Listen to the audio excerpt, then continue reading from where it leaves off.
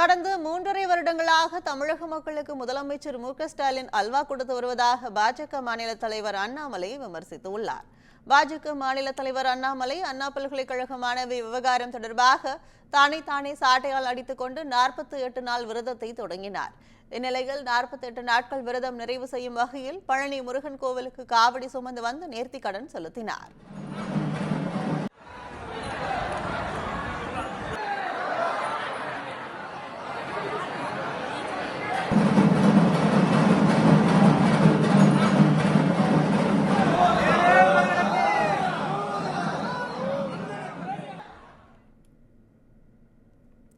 பின்னர் செய்தியாளர்களை சந்தித்த அவர் தைப்பூசத்திற்கு தவிக தலைவர் விஜய் வாழ்த்து சொல்வது ஒன்றும் பெரியதல்ல என்றும் மக்களை நேரில் சந்தித்து அவர்களின் பிரச்சனைகளை கேட்க வேண்டும் என கூறினார்.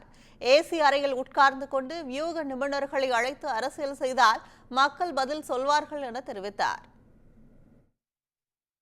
யார் ஒருவரை எத்தனை முறை சந்திச்சாலும் நாங்க மக்களை சந்திச்சுட்டு இருக்கோம். இங்க வந்தீங்கன்னா 1000, 2000, 5000, 10,000, 1 லட்சம் மக்களை சந்திக்கிறோம். மக்களை சந்திச்சிங்கன்னா அவங்க பிரச்சனையை சொல்லுவாங்க, தீர்த்த அரசியல்.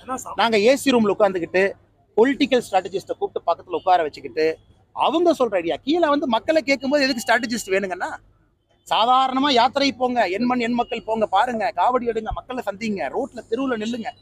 அது மக்கள் சொல்கிறது ஒரு மக்களும் பொலிட்டிக்கல் ஸ்ட்ராட்டஜிஸ்டன் தான். அவங்கள கேட்காம ஏசி ரூமில் உட்காந்து ஒரு ஸ்ட்ராட்டஜி போட்டு நம்ம ஜெயிச்சிரோம் யாராச்சும் நினச்சாங்கன்னா அவர்கள் வருகின்ற காலத்தில் அவர்களுக்கு மக்கள் சொல்லுவார்கள், என் பிரச்சனையை நீங்கள் பேசுங்க, என் பிரச்சனையை பேசுங்க. என் பிரச்சனை இல்லாம எங்கேயோ இருக்கக்கூடிய ஒருவர் வந்து அவர் 4 பேர்த்த கிரவுண்ட்ல வேலை பார்க்குற 4 பேர்த்த பிடிச்சி அவங்க 4 பேர்த்திட்ட போய் சர்வே எடுக்கிற பசங்களாம் யாரு? மாச சம்பளத்துக்கு வேலை பார்க்குற பசங்க. அவங்களுக்கு பசியோட அருமை தெரியுமாங்கண்ணே? ஒரு ஏழை மக்களுடைய பிரச்சனை தெரியுமா?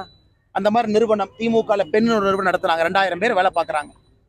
தமிழ்நாட்டில் யாரெல்லாம் MBA படிச்சிருக்காங்களோ இன்னைக்கு பெண்ல நிறுவனத்தில் வேலை பார்த்து அவங்க போய் ஒப்பீனியன் கேட்டு அதை கேட்டு முதலமைச்சர் நடவடிக்கை எடுப்பாராமா. அதுக்கு நான் சொல்றேன், முதலமைச்சர் அவர்களே பழனிக்கு வந்து பாருங்க, தைப்பூசத்துக்கு என்ன பிரச்சனைன்னு தெரியும், காலைல அறநிலைத்துறை அமைச்சரை கூப்பிடுங்க, சரி பண்ணுங்க.